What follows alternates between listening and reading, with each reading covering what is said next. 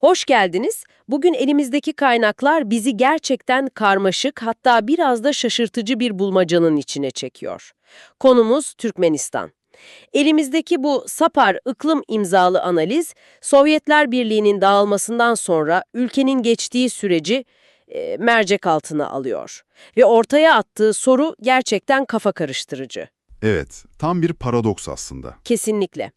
Şöyle düşünün, 1991'de elinizde inanılmaz güçlü kartlar var.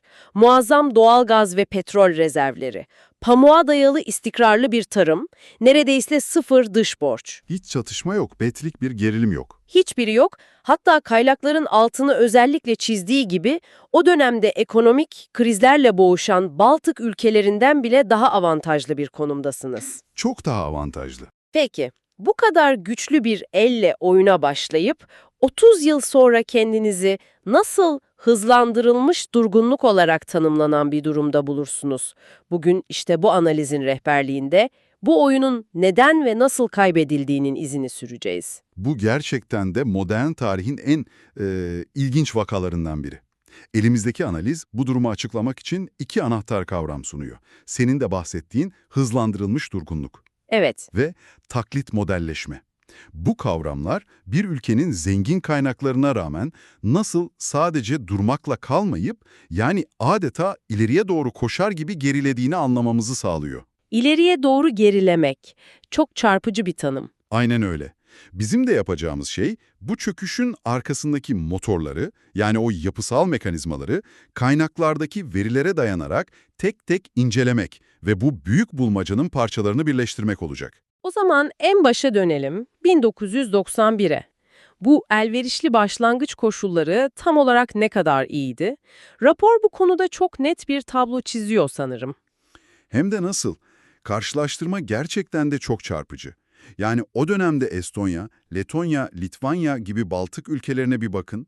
Sovyetlerden devraldıkları çökmüş ağır sanayi, hiperenflasyon, ciddi etnik gerilimler, Büyük sorunlarla boğuşuyorlardı. tabii ki. Türkmenistan'da ise bunların hiçbiri yoktu. Mesela Rusya, Ukrayna veya Kazakistan gibi sırtında taşıması gereken devasa bir endüstriyel yük de bulunmuyordu.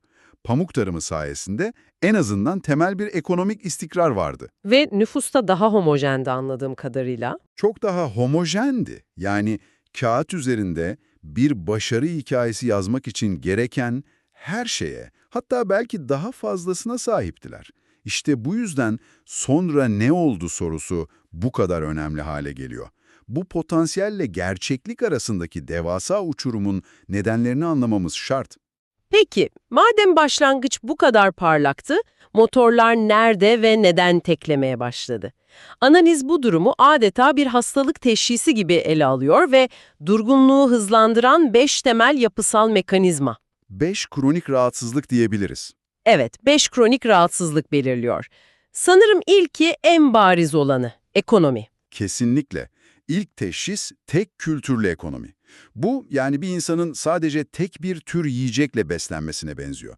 Kısa vadede hayatta kalırsınız belki ama uzun vadede sağlıksız ve her türlü şoka karşı savunmasız hale gelirsiniz. Hı hı. Türkmenistan da kendini tamamen doğal gaz, petrol ve pamuğa mahkum etti. Bu durum ekonomiyi çeşitlendirmek, yenilik yapmak veya en önemlisi insan sermayesine yani eğitime, sağlığa, yeteneklere yatırım yapmak için bütün teşvikleri ortadan kaldırdı. Çünkü gerek görmediler. Aynen öyle. Yönetimdeki temel düşünce şuydu: neden yeni bir şey deneyelim ki? Toprağın altından zaten para fışkırırken. Bu zihniyet zamanla tüm kurumlara yayılan bir atalete yol açtı. Ve bu durum toplumun yapısını da doğrudan etkilemiş olmalı. Raporun ikinci mekanizma olarak işaret ettiği tarımsal sosyal yapı da bunun bir sonucu sanırım. Yani nüfusun yarısından fazlasının hala pamuk tarlalarında çalışıyor olması 21. yüzyılda kulağa inanılmaz geliyor. İnanılmaz ama gerçek. Bu durum ne anlama geliyor? Düşük bir şehirleşme oranı, neredeyse olmayan bir sosyal hareketlilik ve çok yavaş bir toplumsal dönüşüm Yerinde sayan bir toplum yani. işliyor sistem. Şimdi üçüncü mekanizmaya geliyoruz ki analiz burayı durgunluğu merkezi hızlandırıcısı olarak tanımlıyor. Yani hastalığın kalbi burası. Bilgi izolasyonu. Bu sadece internetin yavaş olması ya da yabancı kanalların yasaklanması değil herhalde. Çok daha derin bir şey. Çok, çok daha derin. Bu bir toplumu adeta bir fanusun içine hapsetmek gibi bir şey. Medya, internet ve dış bilgi kaynaklarına getirilen aşırı sert kısıtlamalar zamanla çok katmanlı sonuçlar doğurmuş. Nasıl yani? İlk başta sadece haber alamazsınız. Ama zamanla dilin kendisi bir düşünme aracı olarak zayıflamaya başlar. Kavramlar fakirleşir, soyut düşünme yeteneği körelir, eleştirel düşünce imkansız hale gelir. Yani düşünmenin altyapısı çöküyor. Aynen öyle. Hatta kültürel devamlılık bile tehlikeye girer. Çünkü her yeni nesil bir öncekinden daha dar bir bilgi evrenine doğar. İşte bu bilgi boşluğu yönetimin her türlü anlatıyı sorgusuz sualsiz topluma kabul ettirebilmesi için gereken zemini hazırlıyor. Ve sanırım bu bilgi boşluğunu korumak, etrafına duvarlar örmek için de demir bir siyasi irade gerekiyor. Raporun dördüncü mekanizma olarak tanımladığı siyasi kapalılık burada devreye giriyor, değil mi? Tam olarak öyle. Biri diğerini besliyor. Bu duvarları ören sistem, kişilik kültünün devletin merkezine yerleştirilmesiyle başlıyor. Sivil toplum, yani bağımsız dernekler, sendikalar, vakıflar, Hepsi ortadan kaldırılıyor. tamamen herhangi bir siyasi alternatifin filizlenmesi daha en başından imkansız hale getiriliyor. Sonuçta ortaya ne içeriden ne de dışarıdan gelen en ufak bir eleştiriye veya değişime açık olmayan, kendi içine kapalı, kendi kendini besleyen ve her türlü reforma direnen donmuş bir otoriter yapı çıkıyor. Ekonomi tek tip, toplum durağan, bilgi akışı kesik, siyaset kapalı. Peki tüm bu yapıyı bir arada tutan harç ne? Beşinci ve son mekanizma, sistemik maskeleme ve uydurma sanki bu işlevi görüyor. Mükemmel bir benzetme. Tüm bu çatlak yapıyı ayakta tutan bir tür ideolojik sıva aslında. Devlet tarafından üretilen resmi anlatılar, ampirik yani gözlemlenebilir, dokunulabilir gerçekliğin tamamen yerini alıyor. Bir örnek verebilir miyiz? Tabii, devlet televizyonu size refah içinde yüzdüğünüzü söylüyor ama siz pazarda temel gıda maddelerini bile zor alıyorsunuz. Resmi istatistikler size ekonominin her yıl %10 büyüdüğünü söylüyor ama alım gücünüz sürekli düşüyor. Bu da bir süre sonra insanın gerçeklik algısını bozmalı. Tamamen bozuyor. Toplumun kendine dürüstçe bir ayna tutup biz nerede hata yapıyoruz diye sorma yeteneğini tamamen yok ediyor.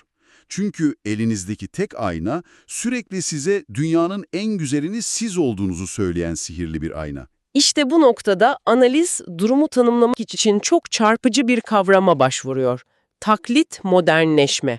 Yani modern bir ülkenin tüm dekorlarına sahipsiniz ama sahne boş. Görüntü var, içerik yok. Bu pratikte neye benziyor? Analizdeki örnekler gerçekten göz alıcı. Şöyle bir düşünün, devasa, altın yaldızlı, mermer binalarla dolu bir başkent. Ama bu binaların çoğu ya boş ya da işlevsiz. Sadece görüntü için yapılmış. Kesinlikle. Milyarlarca dolara mal olan ama çok az uçuşun yapıldığı devasa havalimanları, içinde sporcu olmayan olimpiyat stadyumları, bunlar bir ülkenin kalkınmasına hizmet eden işlevsel altyapılar değil. Bunlar gücü ve zenginliği sergilemeyi amaçlayan mimari birer propaganda aracı. Amaç o havalimanının sizin kullanmanız değil, amaç o havalimanının varlığının kendisi. Bu Potemkin istatistikleri tabiri de çok çarpıcı. Tıpkı o meşhur hikayedeki gibi Çariçe'yi etkilemek için kurulan sahte güzel köyler.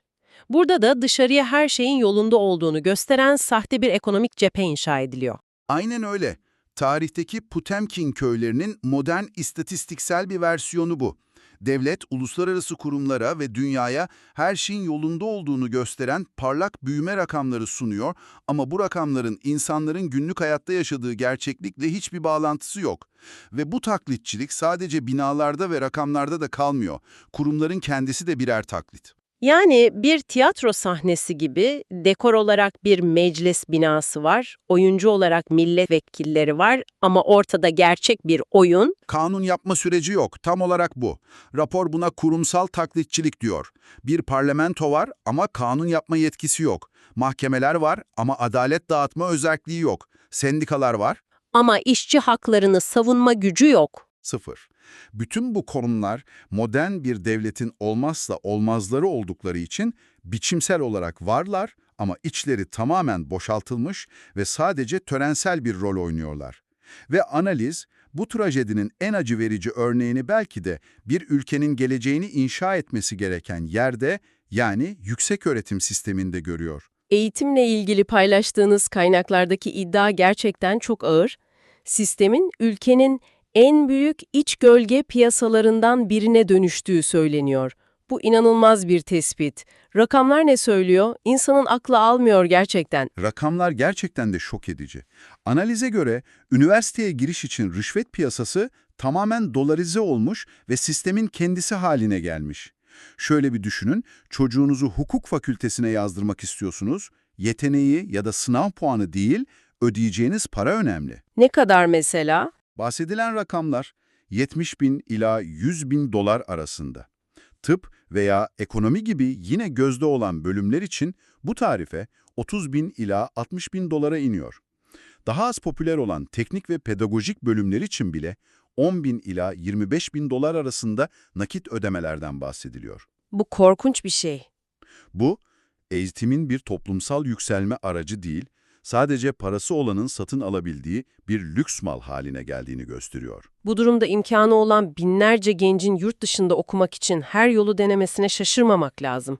En azından gerçek bir eğitim alıp liyakatla bir yere gelebilecekleri bir gelecek arıyorlar. Peki, büyük umutlarla yurt dışında okuyup ülkelerine geri döndüklerinde neyle karşılaşıyorlar? İşte orada sistemin en acımasız ve en zekice tasarlanmış mekanizmalarından biri devreye giriyor. Diplomaların tanınmaması paradoksu. Paradoks. Analiz, bunun basit bir bürokratik aksaklık ya da beceriksizlik olmadığının altını ısrarla çiziyor. Bu, bilinçli olarak tasarlanmış, çok işlevli bir kontrol mekanizması. Raporun bu mekanizmayı bilinçli olarak tanımlaması çok sert bir iddia. Yani bu sadece işlerin yavaş yürüdüğü, beceriksiz bir bürokrasi olamaz mı? Analiz bu kasıt iddiasını neye dayandırıyor? Çok yerinde bir soru. Analiz, bu kasıt iddiasını sistemin ürettiği sonuçlara bakarak temellendiriyor. Bu mekanizmanın 3 temel ve sistematik işlevi var. Birincisi, yurt dışında okumuş, farklı fikirler görmüş, potansiyel olarak eleştirel düşünebilen gençler üzerinde mutlak bir siyasi kontrol sağlamak. Yani diplomanızın denkliği sizin ne kadar sadık olduğunuza bağlı mı? Tamamen ona bağlı. İkincisi, içerideki bu devasa rüşvet çarkına dayalı, aslında değeri olmayan ama çok pahalı olan Türkmen diplomaları pazarını dışarıdan gelecek kaliteli ve gerçek rekabete karşı korumak. Anladım. Ve üçüncüsü, kimin sisteme dahil edilip kimin dışarıda blok olacağını belirleyen tamamen keyfi bir sosyal eleme yapmak, çünkü diploma denklik kriterleri asla şeffaf değil, kamuya açıklanmıyor ve verilen kararlara itiraz hakkınız yok. Bu bir hata değil, bir sistem. Eğitimle ilgili iki temel soruna daha işaret ediliyor kaynaklarda. Bunlar da sistemin nasıl tamamen kilitlendiğini gösteriyor. Biri alfabe değişikliği. Evet, bu da çok trajik bir durum. Metodolojik boşluk. Sovyetler Birliği döneminde kullanılan Kiril alfabesinden Latin alfabesine apar topar geçilmesiyle birlikte 10 yılların birikimiyle oluşturulmuş bütün o bilimsel literatür, Fizik, kimya, tıp. mühendislik ders kitapları hepsi bir gecede çöp haline gelmiş. Ancak yerlerine yenileri konulamamış. Ne bu kadar kapsamlı bir çeviri için finansman ayrılmış, ne de bu karmaşık bilimsel terminolojiyi Türkmence'ye aktaracak akademik kadro yetiştirilmiş. Bu durum okullarda ve üniversitelerde devasa bir içerik boşluğu yaratmış. Yani öğretmenlerin elinde anlatacak materyal kalmamış. Aynen öyle. Öğretmenler ve öğretim görevlileri ders anlatacak temel materyallerden mahrum kalmış. İkinci kilitlenme noktası ise yine ekonomiyle, o bahsettiğimiz sahte dünya ile ilgili. Resmi kurla piyasa kuru arasındaki o 5-7 katlık fark. Bu kur farkı soyut bir rakam değil.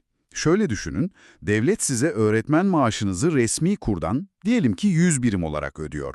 Ama siz o 100 birimle pazara çıktığınızda sadece 20 birimlik mal alabiliyorsunuz. Çünkü her şeyin fiyatı piyasa kuruna göre. Tabii ki. Halk arasında yeşil olarak bilinen dolarla belirleniyor. Bu, devletin kendi vatandaşının alım gücünü sistematik olarak eritmesi demek. Öğretmen maaşları reel olarak ayda 20-40 dolara kadar düşüyor. Ama aynı zamanda yolsuzluk için devasa bir kapı aralıyor.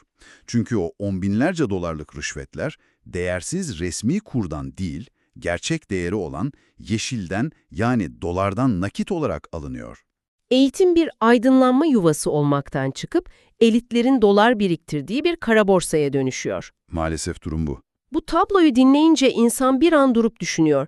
Tüm bu mekanizmaların, bu taklit dünyanın, bu çürümüşlüğün toplum üzerindeki toplam etkisi ne?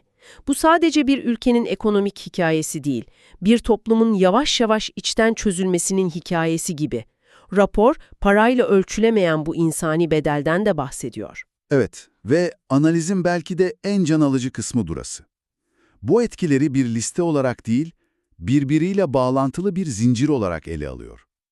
İlk ve en temel sonuç, yatay güvenin yani insanların birbirine olan güveninin tamamen erozyona uğraması. Kimse kimseye güvenemez hale geliyor. Güvenemez. Böyle bir sistemde komşunuz, meslektaşınız, hatta akrabanız bile sizin için potansiyel bir rakip veya bir tehdit haline gelebilir. Bir iş kurmak için ortaklık yapmaya kimse cesaret edemez. Bu yatay güvenin kaybolması toplumun temel harcını sökmek gibi bir şey. Buna bağlı olarak raporda bireysel ve kolektif eylem yeteneğinin kaybından da bahsediliyor. Yani insanların bir araya gelip en basit bir sorunu bile çözme. Hadi şunu değiştirelim deme inancını ve becerisini yitirişini. Tam olarak bu. Çünkü eylem güven gerektirir, güven yoksa eylem de olmaz. Buna bağlı olarak çok daha felsefi ama bir o kadar da somut bir sonuç ortaya çıkıyor. Gelecek kavramının anlamlı bir kategori olmaktan çıkması. Nasıl yani? İnsanlar uzun vadeli planlar yapamaz hale geliyor. Ev almak, bir iş kurmak, çocuklarının geleceğini planlamak. Bunların hepsi öngörülebilir bir gelecek varsayar. O gelecek ortadan kalktığında insanlar sadece günü kurtarmaya odaklanır. Bu da sanırım diğer sonuçları tetikliyor. Mesleki standartların çöküşü gibi. Eğer geleceğe dair bir umut yoksa ve liyakatin bir önemi kalmadıysa neden işini iyi yapasın ki? Neden iyi bir doktor, iyi bir mühendis, iyi bir öğretmen olmaya çalışasın? Kesinlikle. Sistem liyakati değil, sadakati ve parayı ödüllendiriyorsa mesleki ahlak ve standartlar buharlaşır. Ve son olarak tüm bunların birleşimiyle kamusal tartışma ortamı tamamen yok olur. Zaten bilgi yok, güven yok, ortak bir gelecek tahayyülü yok, geriye sadece devletin propaganda makinesinin sesi kalır. Korkunç bir tablo.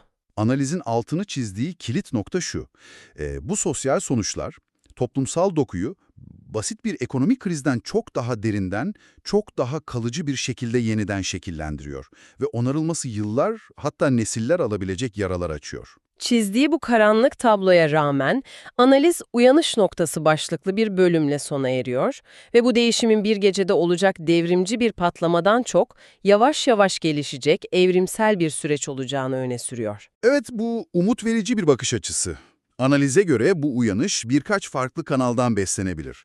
Zamanla totaliter kontrolün yarattığı korkunun zayıflaması, insanların baskıya rağmen kendi kültürel ifade biçimlerine yeniden sahip çıkmaya başlaması, biriken sosyal yorgunluk ve sistemin kendi içindeki kaçınılmaz yapısal çatlaklar gibi iç faktörler sayılıyor.